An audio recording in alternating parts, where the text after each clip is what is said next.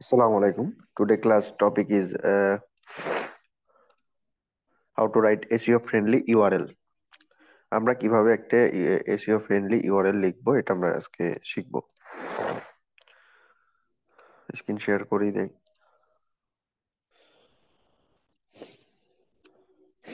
আচ্ছা, এখানে কি বলতেছে how to right SEO friendly URL। হ্যাঁ, আই এম সরি যে আমার ঠান্ডা লাগছে তো। তো যাই হোক, আমরা কিভাবে দেখেন লিখি how to right SEO friendly URL। তো আচ্ছা, একটা ইউআরএল কি? হ্যাঁ, মনে করেন আমরা এই দেখেন উপরে এই যে এটা ইউআরএল। হ্যাঁ, www ডট তারপরে যে startech.com.bd, তারপরে হচ্ছে আপনার এই কন্টেন্টের এই পেজের এই ইউআরএলটা এটা। হ্যাঁ, তো এটা হচ্ছে এটা একটা প্রোডাক্ট ই কমার্স ওয়েবসাইটের প্রোডাক্ট পেজ। হ্যাঁ, তো দেখেন ইউআরএলটা দেখেন এইরকম। এখানে মনে করেন মেন কিওয়ার্ডটা কি? মেন কিওয়ার্ডটা হচ্ছে গোপ্রো হিরো 11। হ্যাঁ, সো আমাদের একটা এসইও অপটিমাইজড ইউআরএল লিখতে হলে, ক্রিয়েট করতে হলে অবশ্যই মাথায় রাখতে হবে সেই কিওয়ার্ডটার ভিতরে যাতে আমাদের মেন কিওয়ার্ডটা থাকে। হ্যাঁ, মেন কিওয়ার্ডটা যাতে দেখেন আছে, গোপ্রো হিরো 11। হ্যাঁ, আছে। ঠিক আছে। ঠিক একইভাবে আমরা হচ্ছে দেখেন আমরা একটা কন্টেন্ট কিভাবে আমরা ওয়ার্ডপ্রেসে একটা ইউআরএল অপটিমাইজ করে দেখাই। মনে করেন দেখেন আমরা একটা পোস্ট এখানে পোস্ট করবো। হ্যাঁ,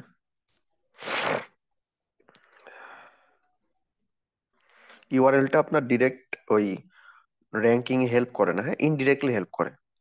তারপরে এটা গুরুত্বপূর্ণ, এটা আমাদেরকে মাথায় রাখতে হবে। এগুলো নিয়ে আপনার হচ্ছে একটা কি বলে একটা এসইও অপটিমাইজ ইউআরএল মাস্ট আমাদের লিখতে হবে। দেখেন ওয়ার্ডপ্রেসে আপনারা এখানে নিজেরাই অপটিমাইজ করতে পারবেন। হ্যাঁ, ইউআরএলটা কিভাবে দেখাই, এইদিকে আসেন, ডান সাইডে খেয়াল করেন ইউআরএল দেখছেন? এই দেখেন সামারি পোস্টের এইখানে ইউআরএল লেখা আছে, এই দেখেন। সেইখানে ক্লিক করে দেখেন, সেখানে আবার ক্লিক, সরি,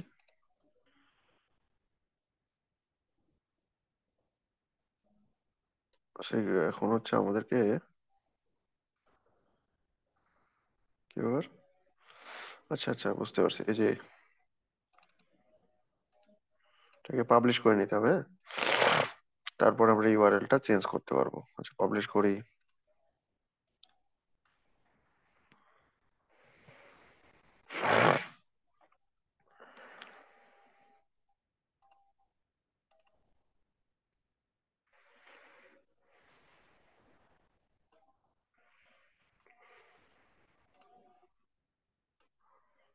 এই দেখেন, দেখছেন পারমালিঙ্ক। মানে প্রথমে আমাদেরকে করতে হবে কি, আর্টিকেলটা পাবলিশ করতে হবে।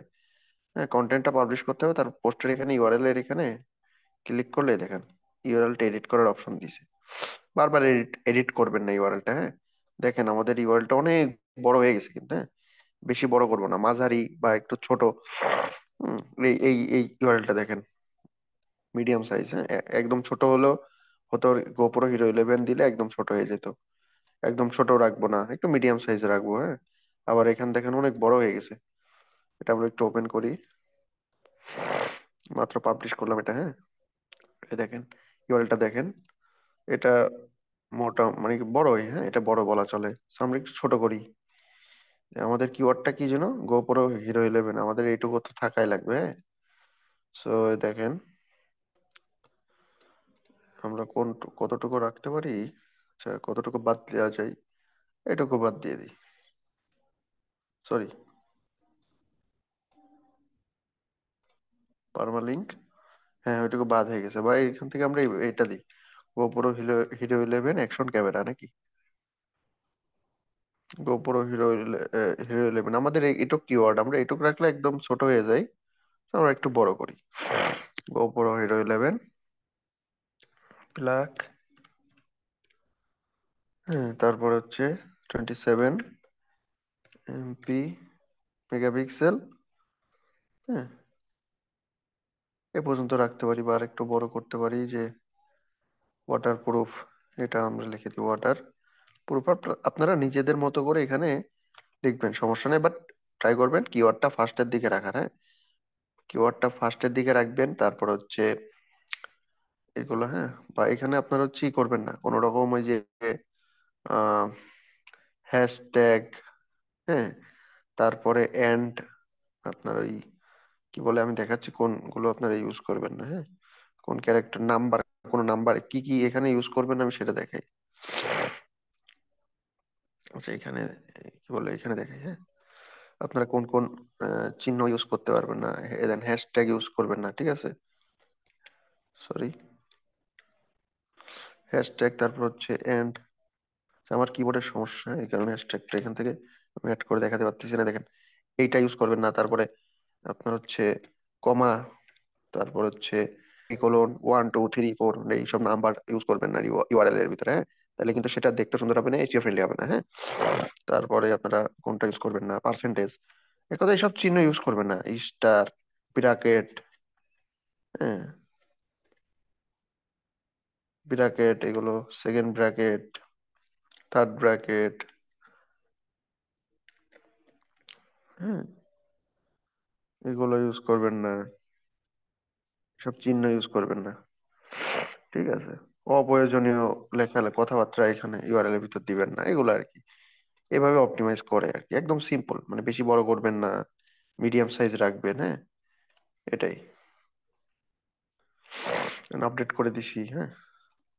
তো এবার এবার আমি রিফ্রেশ করি, দেখেন কন্টেন্ট নাই, ঠিক আছে।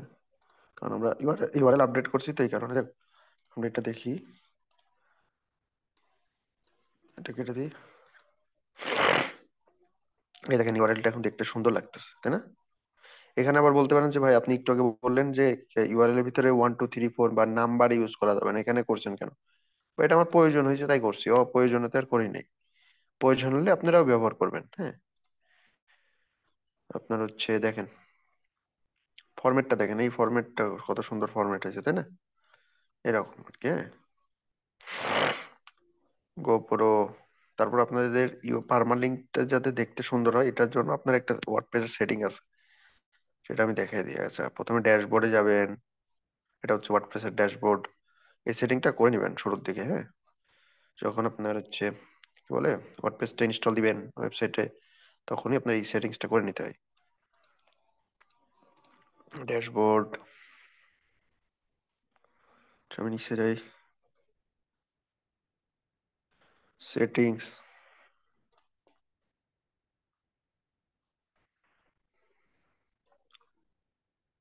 সরি পার্মালিঙ্ক এসে এটাই আসবে না, সেটিংস এর থেকে পার্মালিঙ্কস, এখান থেকে দেখেন। আপনাদের প্রথমে মনে করেন এটা থাকবে না পোস্ট, আপনার হচ্ছে এখানে কাস্টম স্ট্রাকচার আপনার করতে পারেন, যাই হোক। এটা এটা এইটা আপনার হচ্ছে এটা বাই ডিফল্ট কিন্তু থাকবে না, আপনাদেরকে এটা সেটিং করে নিতে হবে। পোস্ট নেম ওয়ার্ডপ্রেসে সবসময় পার্মালিঙ্ক স্ট্রাকচারে হবে পোস্ট নেম, হ্যাঁ। সরি, যে কোনো ওয়েবসাইটের ক্ষেত্রে আপনার এই যে এই ফরম্যাটে হবে, ঠিক আছে। ওয়ার্ডপ্রেসে আপনারা নিজেরাই এগুলো সেট করতে পারবেন পারমালিঙ্কস, আর কাস্টম ওয়েবসাইটে ডেভেলপার করে দিবে এগুলো, হ্যাঁ। যেগুলো আপনার ওয়ার্ডপ্রেসের মতো ওয়েবসাইট না, সেগুলোতে তো আপনি ব্যাক এন্ডের কাজ পারেন না, আপনি তো কোডিং পারেন না, হ্যাঁ, ওইসব কাজ পারবেন না। তো ওইগুলো নিয়ে মাথা ব্যথা নাই, ওইগুলো আপনার হচ্ছে ডেভেলপার অন্য আরেকজন থাকবে, আপনি হচ্ছে সে এগুলো করবে আর কি, হ্যাঁ। তো এটাই, আজকের ক্লাস এই পর্যন্তই, হ্যাঁ। ধন্যবাদ।